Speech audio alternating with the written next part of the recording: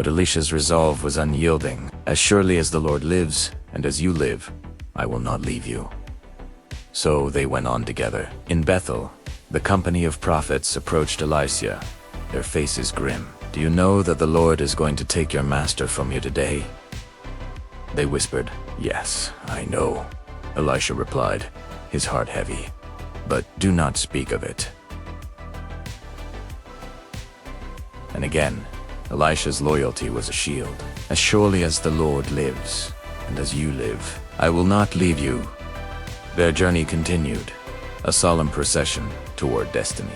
In Jericho, another group of prophets met them with the same somber question, and Elisha gave the same quiet, pained answer. The air grew thick with unspoken farewells. Elijah made one final attempt. "Stay here. The Lord has sent me to the Jordan." But Elisha's devotion was a rock. "As surely as the Lord lives."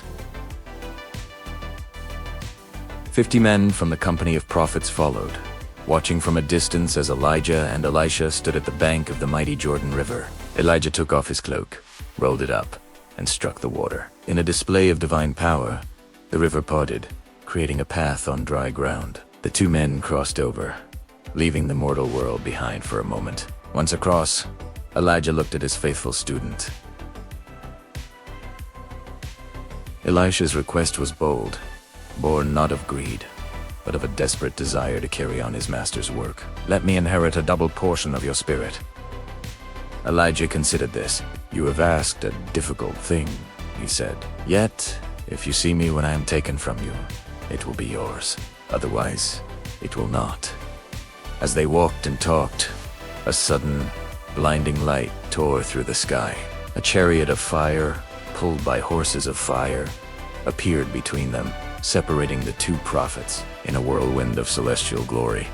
Elijah was taken up into heaven. Elisha watched, his heart breaking and soaring all at once.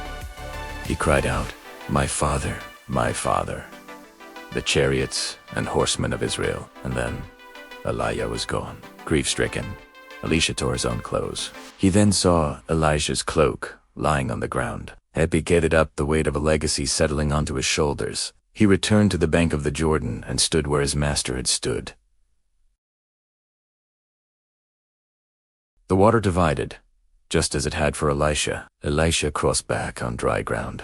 The prophets who had been watching from Jericho saw it all. "The spirit of Elisha is resting on Elisha," Tay declared it, and they came to meet him, bowing down in reverence. His first act as a prophet was to heal the bitter waters of Jericho, turning a place of barrenness into a source of life. The mantle had been passed.